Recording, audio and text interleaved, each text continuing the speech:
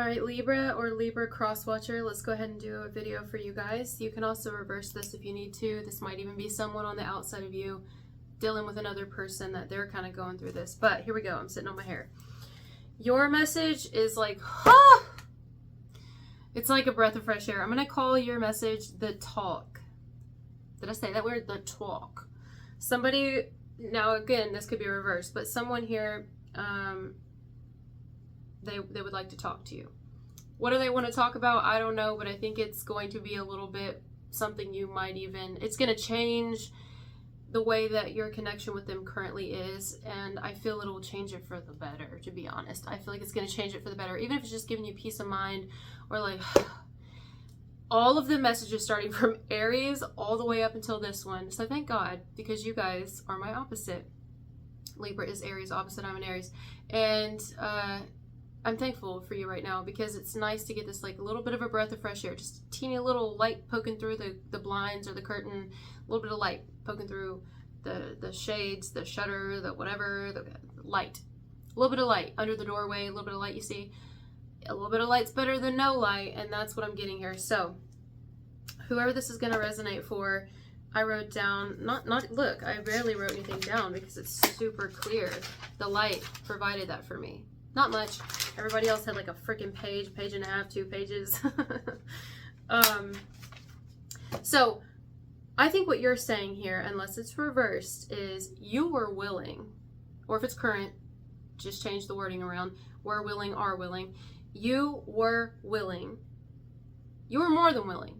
You were actively doing the work on yourself. You just wanted another person to do the work on themselves. You just wanted them to acknowledge like you were acknowledging things. You are willing here, okay? That's what you're telling me. This person was not meeting you in the middle. They weren't meeting you in the middle. And they know they weren't. Now they know they weren't. I really think whoever this is sees something now that at the time it really wasn't, they weren't seeing it. Now I don't know what's caused that, but they see it now. I think they're taking something more seriously. Maybe they're taking you more seriously. Maybe they're taking the relationship between the two of you a little more seriously. Like they want to do something for you, even if it's just tell you something. Like, I mean, honestly, that could mean a lot. Even if, really, think about it. It depends on what they say, but it's going, I'm telling you, whatever they want to say to you, whether you choose to let them or not, and open up that door of communication or whatever, I think it's going to really change something between the two of you, the dynamic between the two of you right now. I mean, let's say it's a family member and they just don't ever show appreciation for you. They've never even really tried to get to know you on a deep level. You're just family, but they don't really know you. They've gotten to know everybody else, but they don't really know you. Because see, they don't want to hear the bad things. They just want to hear the good things. Or they want to hear what they want to hear, but they don't want to hear who you really are. They don't want to hear. So how much do they know you? How much do they love you? And so you might still love this person, but you keep them at like an arm's length or something, or you just kind of resigned to, well, this is just my relationship with this person. But, you know, they're going to end up coming around. Something's going to cause them to come around. Maybe they start seeing something here and they want to tell you, like, hey, maybe even thank you. Like, thank you for something you've been doing. Thank you. Like, I do appreciate you. I don't know what I would do without you. I mean, I don't know how deep it's going to get, but if it's a romantic thing, or this could be someone who didn't realize you were actually there for them, and maybe even there for them in a time when you needed to even be there for yourself, but you put this person there and anything and anyone connected to them above you and your own. And so this is really nice. We're all shifting right now, and I said it in a couple other ones, especially in Virgos. We're all expanding, and I feel like this person has expanded. They've graduated in some way. I don't know. They like really see who you are now and who you've been the whole time. Who you were to them, they see who you are to them. So past or present. Someone who sees who you were in the past to them, whereas they didn't give you that before. Or they see who you are currently right now in their life. And Maybe that you're steady and you're reliable and you're stable and you really did have their best interest at heart, or you really are helpful or dependable. That's the word I'm hearing. You were actually really dependable on someone. You cared, and or you care. You know what I mean? And this can be in any way. It's really touching, actually. I used to be really, we had our things, but I used to be really hard on my adopted mom. You know, there was a lot of work she had to do as well, but I've had to do a lot of work. Still doing it. I'll forever do it until I fucking leave this bitch ass place. But, we've come a long way, and now we're really close.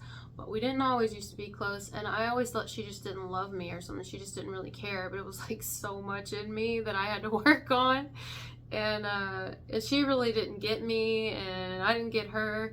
And I can't tell you how many times we've had moments like what I feel here. Talks where I'm like, you really did come through for me.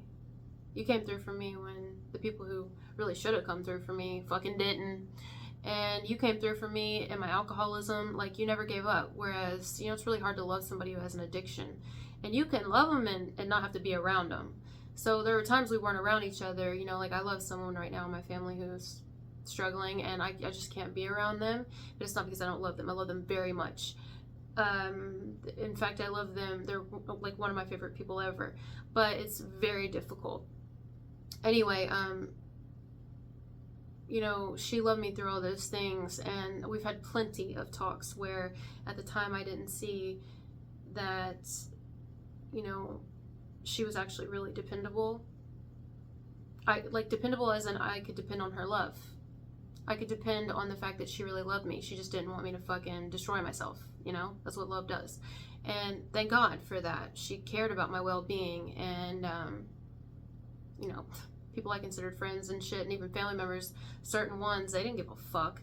They were enabling me, watching me die. They didn't give a shit, you know? She did the whole time, and I was really hard on her. Though there were things, you know, but I can write off all the things that she did. Because there were some things, I can write that off because, one, she's been willing to do the work, and she has. She's not perfect, nor am I. And the thing is, when I needed her, she was there. And I needed her tough love as well. It taught me. She was and is one of the most genuine people I've ever had in my life, and will probably ever have in my life, because they're rare. Sometimes it's the ones we're the hardest on, and the ones that now again, that doesn't mean they're perfect, you know, but sometimes we're the hardest on the ones that really do come through for us, and the ones that really do have our back and our best interest at heart. And sometimes we're the hardest on them because they do fuck up, because we're human, because they're not perfect, right? And so we're hardest on them due to things they did in the past that really hurt us. And yet we hold them to a different standard that we don't hold anyone else to, and we can just be very hypocritical. We're all hypocritical. And you know, eventually we come around and we see, wow, that person really, they like really did love me. Why am I tense? Do I look tense? Like, physically, inwardly in my body, I don't feel tense, but my body is like, I'm like, why am I, it's like, I don't know. I don't know why. It makes somebody uncomfortable to know they need to have this talk with you, or to open up in some way emotionally to you. Why do I feel like this person does not open up emotionally? They're not used to opening up emotionally. It's not their strong suit. They're not used to that. Totally get it. No, I get it. So, vice versa. This could be you. Yeah. But it doesn't mean they don't love you. I'm telling you, I think this person loves you. And really, more so, they're coming from a place of, I appreciate you. Thank you. Really. Thank you. I mean, guys, this could even be a fucking stranger. This could be like a stranger. And stranger as in y'all don't have any type of like actual deep history together. You know, y'all just sat down a few times, or maybe y'all talked once, and you gave them some advice that probably most people wouldn't have said. but what you said was the fucking truth, coming from experience, and not from trauma and all that, but just like, hey, listen, you know, you might want to consider this side of everything, and this side, you know, whatever. And at the time, they might not have wanted to hear of it or something, but eventually it starts ringing a bell, you know, whatever, and then they hear it, and it's like, wow, you really had something to say back there, and I really just, yeah. You think this person forgot? No, they didn't forget. You think they forgot what you've done for them, or what you said to them, or that you remembered things about them, or that you cared, and that you maybe said, hey, I don't know, maybe even something to do with you being an example, you being an example for someone when they didn't have the best examples around them, you know what I mean? And you might have been an example for somebody in more ways than one. An example, I'll tell you, I'm an example of what not to do. I'm a great example of what not to do. If you want to know what not to do, I'm your bitch. Come over here. I will fucking tell you. I'll be like, don't be an alcoholic. Don't smoke. I mean, listen, do what you want to do. Literally, it's not right for me to say don't, but I can say this. The possibility is there for you to have specific situations that I've experienced having done some of these things. So I don't want to say don't, because it's your life. Ultimately, you can do what you want. But hey, you know, like, you're just trying to help, or you're just trying to be there. Now, let's say this is someone who was always hard on you or rough on you, or I don't know, maybe due to your past or decisions you made, and like a, I don't know, maybe even like a tinge of a holier than thou type thing, and then eventually they come around and realize that they're not perfect either. And like, maybe there are some things you're right about, or maybe you're, just because you have a past doesn't mean you're not a good person. It doesn't mean that, you know, because maybe you've shown up for them more than people that don't have as much of a past. You know what I mean? You know, like the families where they'll always talk about the kids that caused them a lot of issues and got in a lot of trouble growing up and shit, but then there's always that one kid who didn't cause problems, but that doesn't mean that kid's a good person. That kid never comes around. That kid never actually helps the family. That kid never shows up, and it's always about them. They'll call. What is that? They'll call, but they live like right down the road. They may even live closer, and they don't fucking do shit. And then you have the ones who like have the past, or they're like this, or they don't believe the same way, and so it's like, oh, but they're actually the ones that show up more. Eventually these people come around, hopefully, and they'll see, you know, can't judge a book by its cover. And just because a person doesn't have a past doesn't mean they give a fuck. Sometimes they're just waiting on the will.